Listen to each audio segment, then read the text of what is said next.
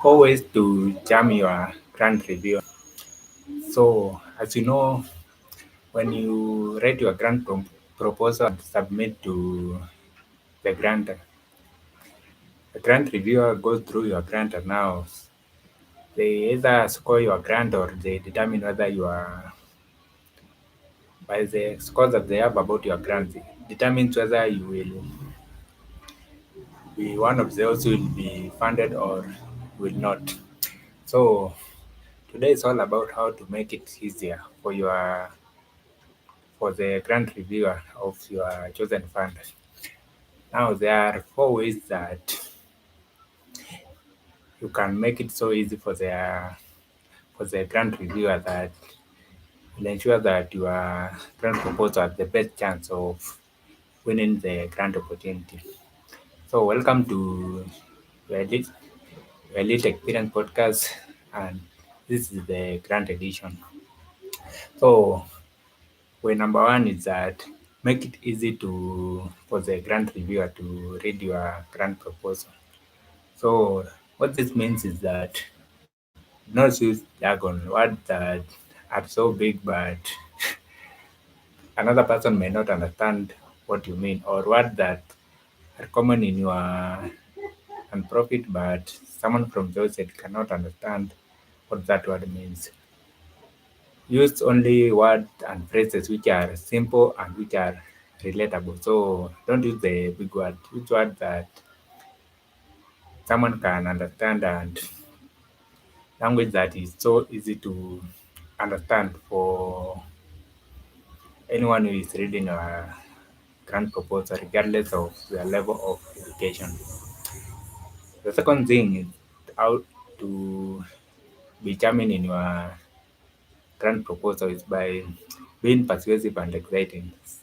So unless it is a federal grant, so for the federal grant now you have to be very professional, but or the state grant you have to be very professional and get straight to the point. But for the foundation grant, it is good to be persuasive and exciting. So you don't want to just dump information on the grant reviewer. You want to be persuasive and exciting in the way that you write your grant narrative. So you want to write it in such a way that it is exciting for the person who is reading it. The third way to charm your grant reviewer is by linking your work to the grantor's priorities based on that specific grant opportunity. So this one is about not make the grant reviewer feel as if they are wasting your time because your grant is not aligned with the grant opportunity that you are looking for.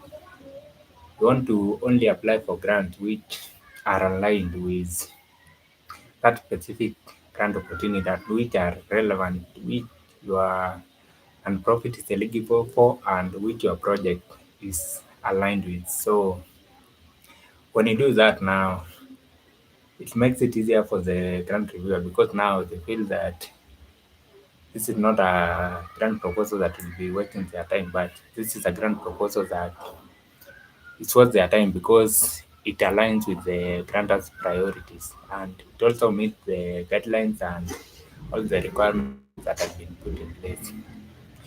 The fourth and final thing is that limit the statistics you use in your grant proposal. So I know you have heard that numbers make you make your grant proposal credible, but it's not just about dumping a lot of numbers in your grant and a lot of data in your grant.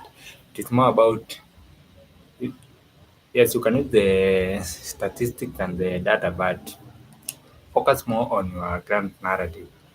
So it's not just about dumping statistics there. It is more about limiting the numbers of statistics and data that you use, and then find a way to bring it into your grant narrative so that not just a number there, but it is relatable to the grant narrative that you have. for that specific grant opportunity. So those are the four ways that can be more charming to your grant reviewer. And now by doing that, you increase your chances of securing that grant opportunity. So a recap of those four ways to charm your grant reviewer. The first one is make it easy to read by using simple and relatable words and phrases. Second one is be persuasive and exciting, especially for the foundation grant and also even for the state and the federal grant. Write a narrative that someone wants to read.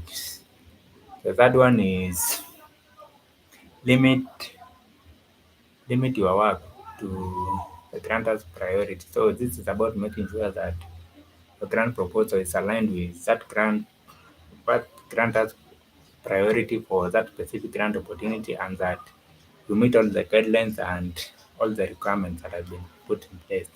And the fourth and final one is limiting the statistics you use in your work by not just dumping the numbers in your grant proposal, by focusing more on how those numbers and how that data relate to your grant narrative that you have for that specific grant opportunity.